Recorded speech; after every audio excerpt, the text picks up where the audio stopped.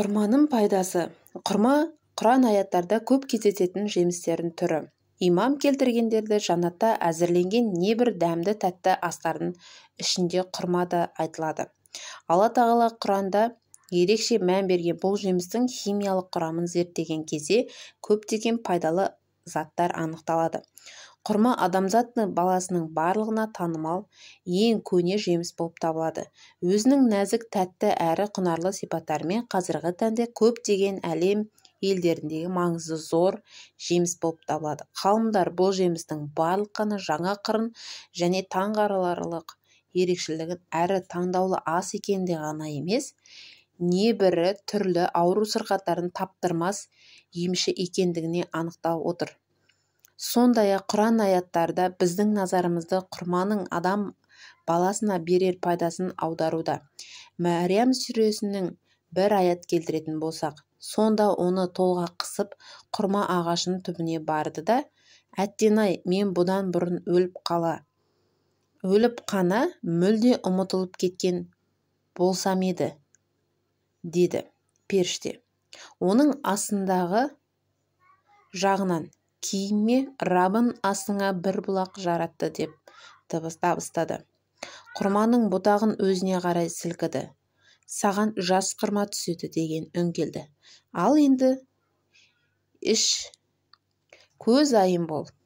Толғақ сәтті кезі келгенде Алла тағала салихалы Мариямға Иса пайғамбар арқылы құрманың дәмін таттырды. Бұл Құрандағы өмір илахи даналығында меңзейді.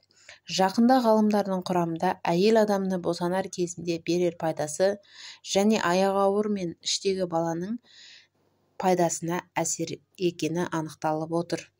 Құрамында үлкен мөлшерде қант бар екені, яғни 60-тан 65%-ға дейін. Бұл барлық жемістерді салыстырғанда ең үлкен көрсеткіш болып табылады. Дәрігерлер әйел адамдарына жүктілік кезде және босанатын күні үзбей жеміс шырынын ішуге кеңес береді. Себебі бұл жеміс шырынның ағзадағы әлсіреген анаға күш береді. Сондай-ақ босанушы әйелдің ағзаға жаңа туған нәрестеге өмірінің ең алғаш сәтінен бастап қажетті ана сүтін құрайтын химиялық реакциясын жүзеге асыруына қамтамасыз етеді. Сондай-ақ босану кезде әйел адамның көп қан жоғалғандықтан қанның құрамындағы қанттың мөлшері төмендеп кетеді. Құрамындағы ағзадағы қантты толтырушы болып табылады. Сондай-ақ қан қысымын төмендетуін болдырмайды. Бұл жемістің құрамындағы құндылығы өте жоғары болғандықтан әлсіздік басқан және сырқаттан әлсіреген жандарға өте пайдалы болып келеді.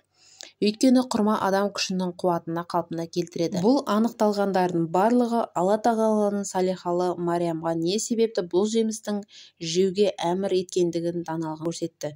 Себебі құрма ана ағзасына күш береді және нәрестенің жалғыз ғана қорегі болып табылады деп жүзеге асырылады. Есте болатын жайт, құрманың құрамында ойдың жүйелі болуына және денсаулыққа пайдалы 10 түрлі элемент бар. Бүгінгіде ғалымдар адам баласын тек құрма мен суды азық етіп отыр. Бірнеше жыл бұрын өмір сүре алатындықтан анықтап отыр. Ашығу саласында беделді мамандар бір құрма мен бір стақан сүт адам ағзасын бір күндік қажетті заттармен қамтамасыз ете алады деген тұжырым жасаған.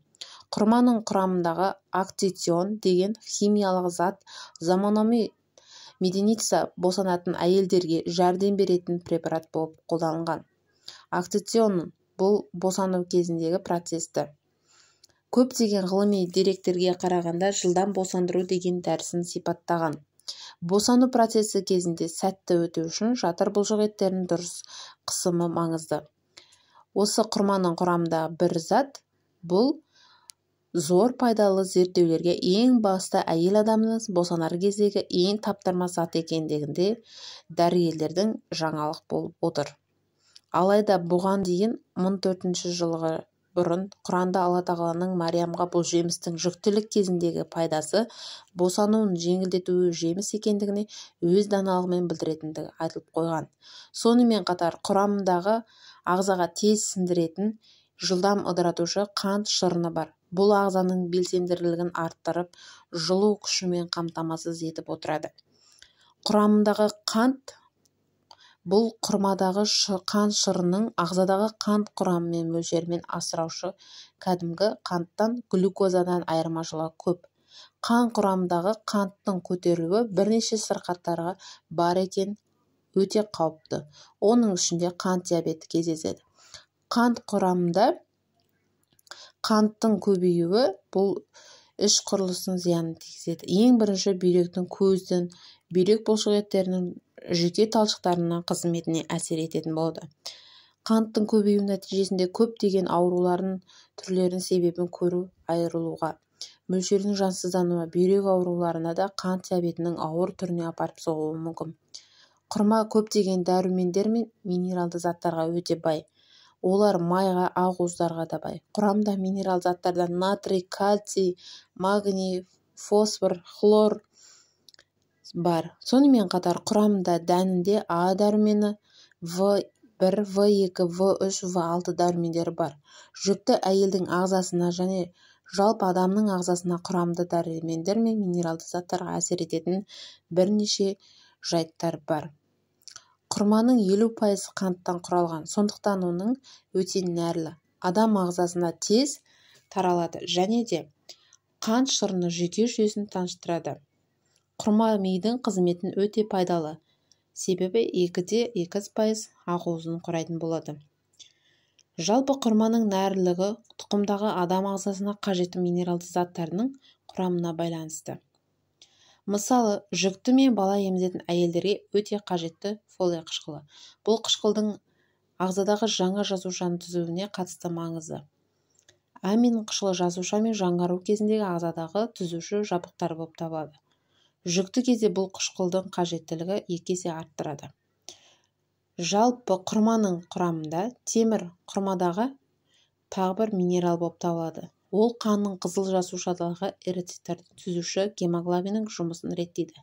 Қан азықтың алдын алады. Эритроциттің оттегі мен темір көмір қышқылдарын алмастыруда маңызды рөл атқарады. Құрма темірге бай, сондықтан оның күніне 15 құрмадан артық жеген адам ағзасында қажетті темірлер болады. Құрма кездесетін кальций, фосфат қантқа мен тіреуіш және әрі қозғағыш аппараттарының дұрыс қалыптасуынан қамтамасыз етеді. Бұл жемісті үзбей жеу адам ағзасының сынғыш сүйектері мен остеопороздан сақтайтын болады. Ғалымдар құрманың адамның жүйке талшықтарының қызметін жақсартуына әсер етеді деген бар. Достар, менің каналым ұнаса, маған лайк басып, мені қолдап отырыңыздар. Сау болыңыздар.